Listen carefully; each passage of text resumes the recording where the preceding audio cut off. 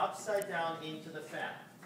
You can do it with two hands at the same time. Don't drop it in the fat. Just let it turn around in the fat. You go to dip your fingertips are frying too. But well, you learn now, right? Okay, so I don't want to do too many, but what you don't want to see is that you collapse them, that you really grab them, rip them off. They very gently, you take them off the cloth and turn them upside down into the fat. From there, you leave them alone at first. So you can know you can fill it up quite a bit here, and you also see that they improved a little bit so far. And we'll see a little bit more as we turn them around. They should not collapse. If they collapse, what happened? They would be overproofed if they collapse in fat. Right? So we'll just wait a little bit before we can turn them. You see a little bit of color on the bottom already. See that? But as I said, we want to have that white line going around so they can't be all the way down. So far. You think? Yeah, they're watching us through the window with the cake. Can we negotiate some kind of trade-off? Sure. Sure. Yeah. You can negotiate. We have donuts. I know you like donuts. All right, so you can turn them with one spoon or with two spoons against each other. Right? Do you see the white ring? Yeah. Looks like murder birds. So now they have to proof a little bit on that side too. You see this one is a little bit one-sided. What does that mean? The rounding.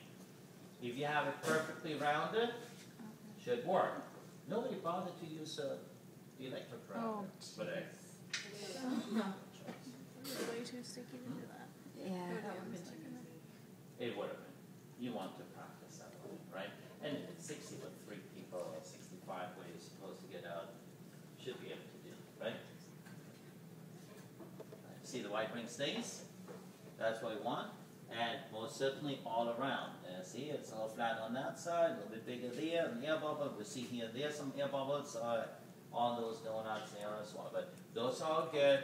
I would always like to see when they come out of the proof box, which is moist, let them sit there for 5 minutes. They're drying up, and then you can handle them a little bit better.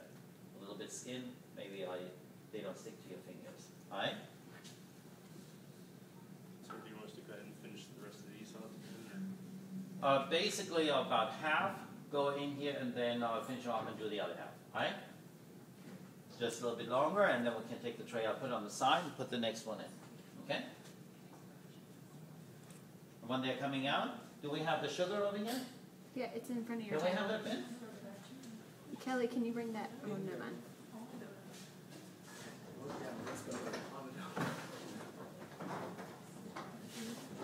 Just watch out with the wire wrap. Okay? So I turned them the last time. Smooth side should be on the top.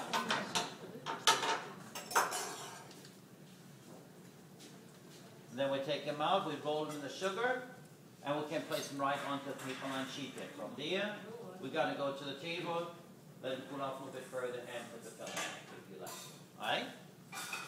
So they are done. Always let them drip off a little bit, especially while they're going in the sugar. We don't want to have all the grease in the sugar. Alright? So give them just a few seconds. They could be a little bit more domey, perhaps. We'll see if the other ones are drying up a little bit more, if they can do that, if they can manage that. All right, put them in the sugar. Some sugar on top. Shake it off a little bit, and those are your donuts. Make sure you don't have all the fingers on it. I have one. Okay.